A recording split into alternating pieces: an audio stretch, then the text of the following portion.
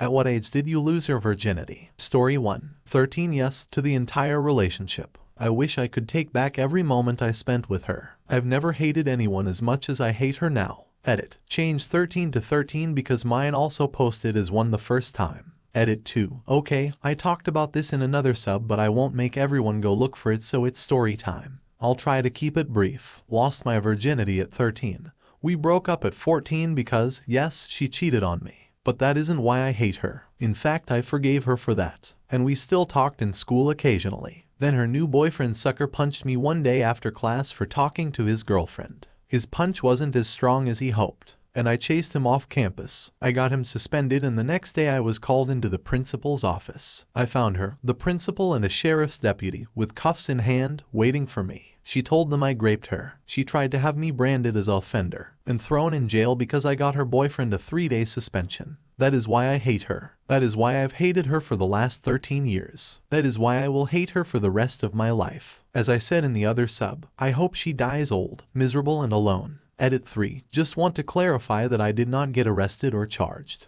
When I told the deputy I got her boyfriend suspended and she couldn't provide details of what happened, he figured out she was lying and told us that rape is a serious offense and not to be taken lightly. Told us to stay away from each other and left. Story 2. I was 11. It was with my neighbor friend's sister. I think she was 10. It started with us just exploring our bodies and expanded from there. We were both quite sexual but way inexperienced, obviously. When it happened, we were out by the tree in the front yard of our fourplex. We had put sheets up around the tree to create a fort. It was just my friend and his sister and me. I remember we were talking about corn, and I think he brought in a corn magazine of his stepdad's, which certainly got us going. We spoke of doing stuff and then she agreed to putting my yeah in her mouth. We started with that as her brother watched, which was weird, but Then we agreed to go up into my room, and that's when we did it. Her brother again watched, which, in retrospect, is absolutely awful, but we did it a few more times over the next few months and then they moved. I feel guilty even today.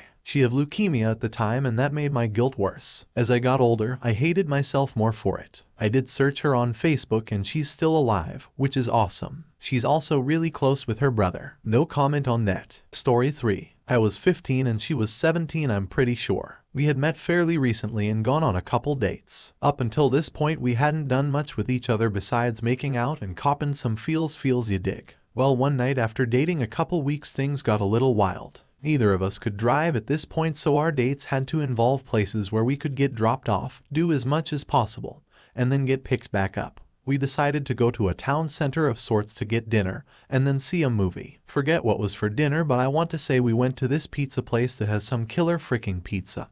But that is pretty irrelevant. So after dinner we walk over to the theater, get our tickets to whatever the movie was. I think it was The Fog, and it was a piece of crap. At that age it doesn't really matter what is on because horny teenagers spend more time making out and pushing the boundaries as far as possible. So the movie ends and we reluctantly walk out of the theater. Not being satisfied with calling our parents to come get us, we have a perfect idea. Let's go walk into an empty theater so we can continue making out. So we walk into one that's empty. That wasn't good enough, we decided, so I grabbed her hand and we ended up walking behind the movie screen. I'm not sure what we expected, but it's a fairly small place. Between the wall and the screen is maybe about 8 feet. There is industrial equipment and crap, some cabling, boxes, etc. So after making out and doing almost everything but doing it, we notice the screen has turned on and began playing the previews before the next movie comes on. We're both thinking WTF, but frick it, we weren't done. So we keep fooling around and somehow we kind of mutually agree we are going to do it behind this movie theater screen.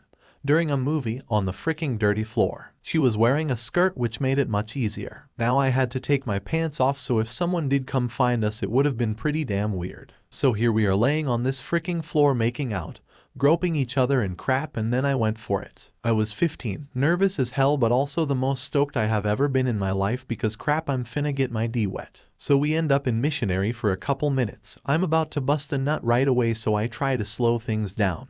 Pull out, finger her some more and make out, just trying for the life of my not to come right then and there. So after a couple minutes of cooling down we end up trying to do doggy style. I seriously didn't know really what I was doing. Half put my junk in her butt and she quickly corrected that. Now at the time I did not know the wonders of doggy style, but after like 4/5 pumps I was about to burst like palm freaking pay. Didn't have a condom on, so I pull out, go into retard orgasm mode and bust one of the most satisfying nuts of my entire life. So after getting my pants and crap back on, making out a little more, we decide to leave finally. Now it had been about 30-45 minutes since the movie had started, and at the time we didn't really think much of it. Well, it was a Friday night and a new release. We peeked out from behind the curtain and just about every freaking chair is taken by people watching whatever movie. Well, this is about to be really awkward, we both thought. So I grabbed her hand, busted the curtain open, and we made our way to the exit of the theater, and it was like the whole entire theater temporarily forgot there was even a movie playing. Everyone began laughing, screaming, "Yeah, hell yeah, what the frick," etc., and people started to clap for us. Our faces were red as frick and we just quickly walked out and left the theater as fast as possible. That was how I lost my virginity, and I wouldn't change a goddamn thing. Hey guys, are you enjoying the video? If so, please like and subscribe, as it really helps out the channel.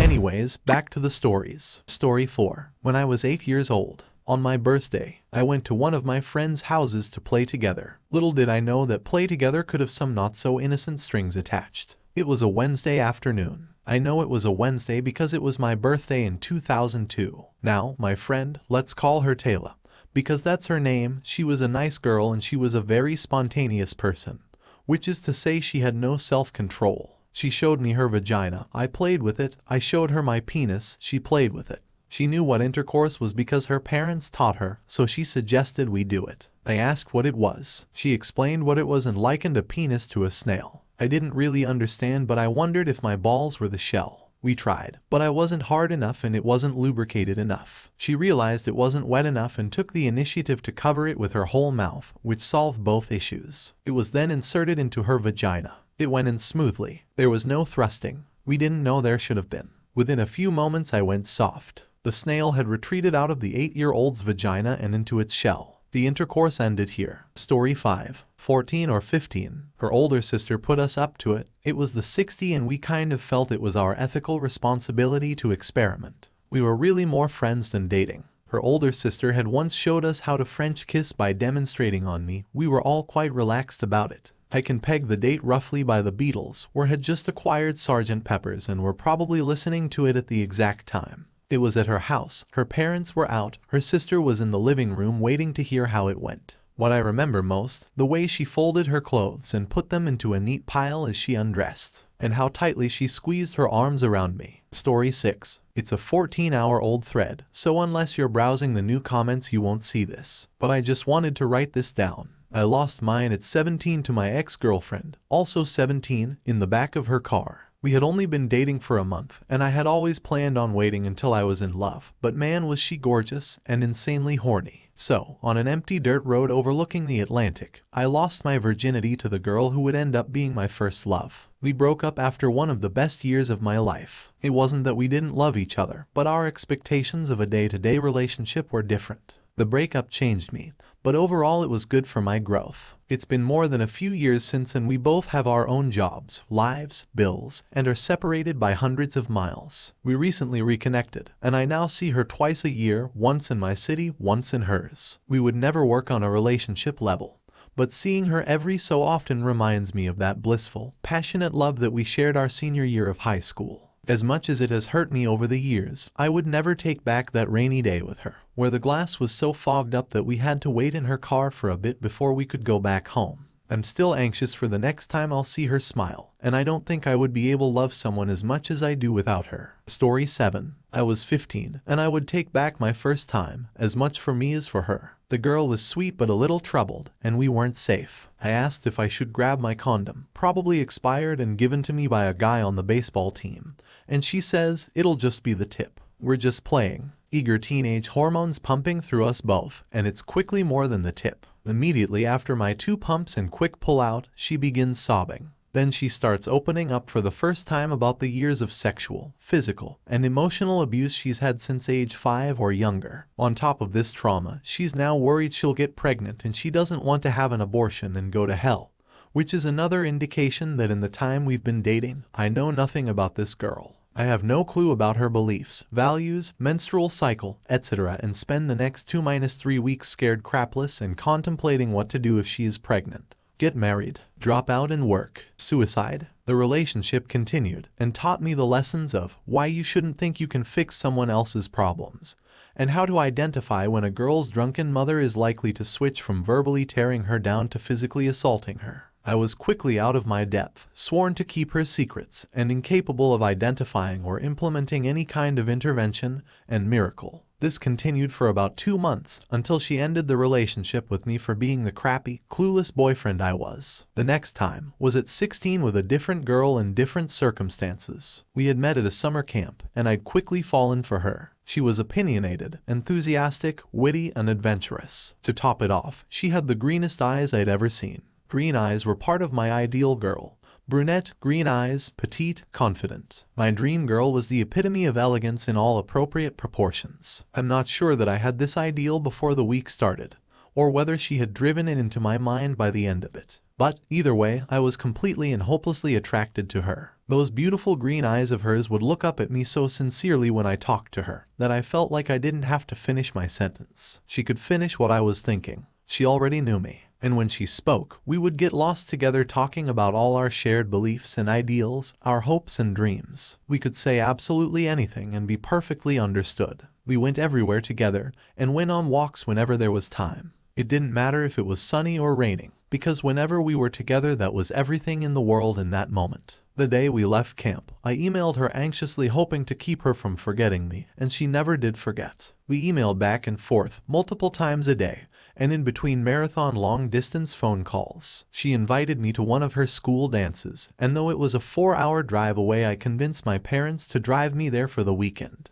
That first night, we held hands and watched movies at her grandparents' house until 4 a.m. She went to bed, and I kicked myself the rest of the night for not kissing her. The next day, we would sneak chances to touch arms, bump shoulders, and hold hands. We would do anything just to be closer. As Saga continued, we went to dinner with her friends and went to the dance. The tension and connection between us both was absolutely palpable and urgent. It wasn't until we were dancing in that crowded gymnasium with some dumb pop ballad playing that we actually recreated that camp feeling. The music dissolved and the room melted away. All I could feel was my hand in the small of her back, and her arms gently resting on my shoulders. I was nervously plucking up the courage to bend down and kiss her when she tiptoed up and plucked my head down with her arms still round my neck to kiss me. My mind swam and I basked in the whole moment as I kissed her back, hard, and she swayed in my arms. But as soon as the floodgates had opened, they'd been stoppered by her stuffy friends and the patrolling chaperones. The song ended, and then, a little later, the dance ended and there was only that one kiss. After finally arriving back at her grandparents' house, as we climbed out of the car, before we slipped into their house, I caught her arm and kissed her more thoroughly than on the dance floor. I couldn't let her go tonight without getting at least one more kiss, I told her. She just smiled and said, "That's not the last one," as she walked into the house. Her grandparents had gone to bed, and by the time I had changed and set up my laptop to watch more movies, she had changed into her pajamas, a pair of soft, green, short shorts and a silky kami with no bra.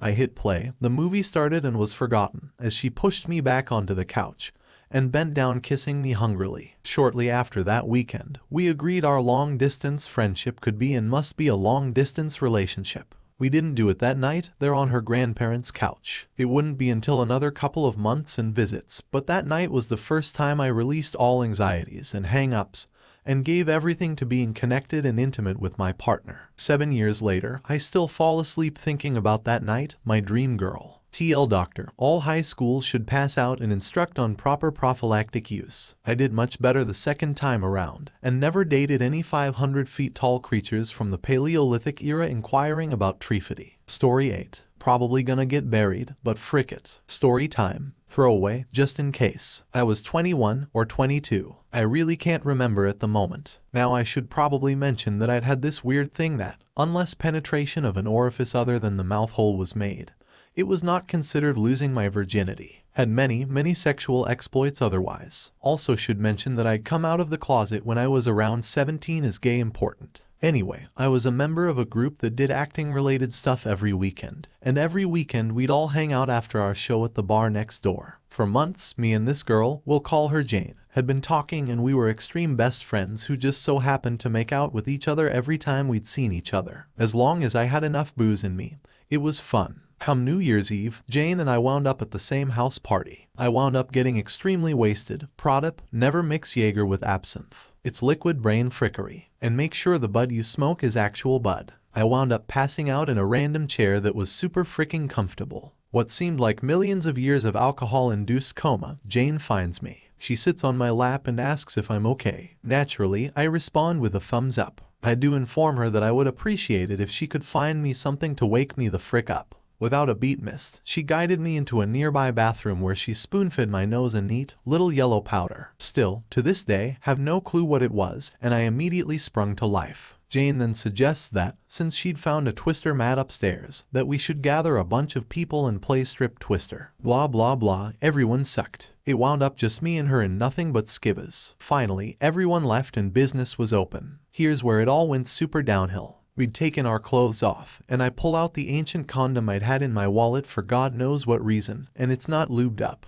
No problem, I'll just go down to town for a minute. Clearly she's enjoying it. I didn't think much of it. Finally think she's good and try my damned hardest lol pun.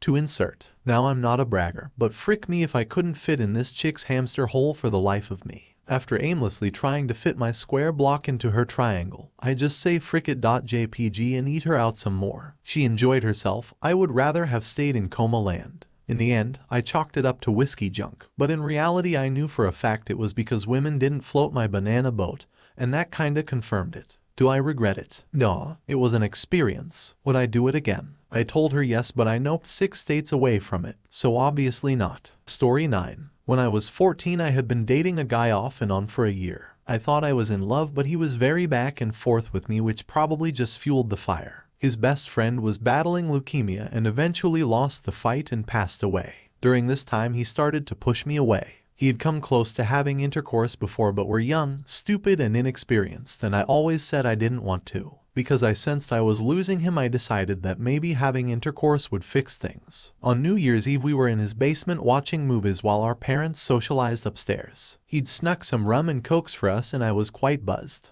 We started fooling around under a blanket, and then for literally 3 seconds he put his penis in me and then pulled out and said, "This is a bad idea, we shouldn't do this." I was super confused and of course thought I'd done something wrong or he didn't like it. A few days later he broke up with me, which made me more self-conscious. A month or so later he was dating another girl. I was really hurt. Then I remember standing at my locker flipping through a 17 magazine and reading one of those little letters that someone wrote in. The letter was from someone who thought they were pregnant and how wanted to know what the signs were. It listed all the signs. I broke into a sweat and it was like a light bulb turned on. I knew I was pregnant. It was then I realized that the reason he wanted to stop doing it so suddenly was because he finished as soon as he entered me and was too embarrassed to tell me. I was extremely naive about doing it and protection, and I guess he was too because neither of us has a condom or thought much of it. Without telling anyone I bought a pregnancy test and it came out positive. I told my older sister. She was dating his older brother and she wanted to tell my parents. I swore her to secrecy. In my head the only choice was to have an abortion so my parents wouldn't find out. My sister, the guy, and his brother accompanied me to a Planned Parenthood where I had a consultation. That was the only appointment he went to, and then he just stopped talking to me. My sister ended up telling my parents after that appointment because she didn't think we could handle it on our own. My mom took me and I had an abortion. I won't go into detail about that, but it was traumatizing. I became severely depressed and wanted to die. I felt that I'd killed a baby and that I didn't deserve to live. The guy told a bunch of people at school, so the story started circulating. Of course I denied it when someone asked. I couldn't relate to any of my friends anymore or any of the stupid high school drama. Slowly people stopped talking to me because I was just a B to everyone. My mom was more concerned about people finding out than about my mental health. I started to hate my parents. I suffered from depression pretty badly for 6 or 7 years after I had the abortion. I can't say I would take it back. It's a weird thing because obviously it was a horrible experience and I hate that I had an abortion. I still don't really even know what my stance is on abortion. But my life is wonderful currently, and every event in my past, good or bad, led me here, so that makes it difficult to have regrets. Story 10. I'm late to this, but I wanted to share my story. Throwaway here. I lost mine to a long-term girlfriend. We were both virgins, which I feel like made a huge difference. I, male, was 22 and she was 25. She came from a very strict family who guarded her fiercely. She was naturally very honest, naive, and a wonderful person in general. We had been together for a year before it happened. She had never been to sex education, never really learned about her body, and didn't let previous boyfriends go further than kissing. She didn't really understand the feelings of arousal she had when we kissed or messed around, and I was willing to prevent us from going too far just because of my own worries about doing it. I was scared myself, and she was too. When it happened, there was a lot of blood. She cried because of the pain, and it was a little traumatic for the both of us. We had talked about it for a long time before it happened. We really loved each other, and I had proposed to her a few months before, so our relationship wasn't the issue. After the first time, we waited a few days and tried again. I was a guy who watched porn, masturbated a lot, and still didn't quite get what intimate intercourse was about. Hint, porn teaches nothing. She didn't masturbate, never had seen porn, and just thought intercourse was something that came with love. It became beautiful. Two people full of trust with no expectations of how things should be formed their own idea of what doing it in love was to them. We did whatever felt good and whatever made us happy. There were no rules to follow. Sometimes it was intense, sometimes it was beautiful, sometimes it was funny. It was always a wonderful experience, and we smiled and felt the deep love between us the entire time. Intercourse with no expectations of role, or orgasm, or a mood made it this beautiful thing we could do daily. Whatever we felt, we let happen, because we explored it together and made it truly our own. Being virgins and losing our virginity together helped make this possible. That lasted for 4 years until life took us apart. The women I've been with since have never shared that level of non-judgmental, trusting, and beautiful love-making. Intercourse stopped being about love and more about lust and getting off. Partners had fallen into routines because of their own ideas of doing it by culture and by practice. Intercourse for me went from a wonderful thing to share with someone I loved to mutually scratching an itch, even if we loved each other. I regret nothing. We taught each other what physical love was, and I can hold that lesson in my heart forever and hope someday I will meet another person who I can share that lesson with. Hey guys, just found out you watched till the end. That is awesome. Also, don't forget to like and subscribe to the channel for more awesome stories.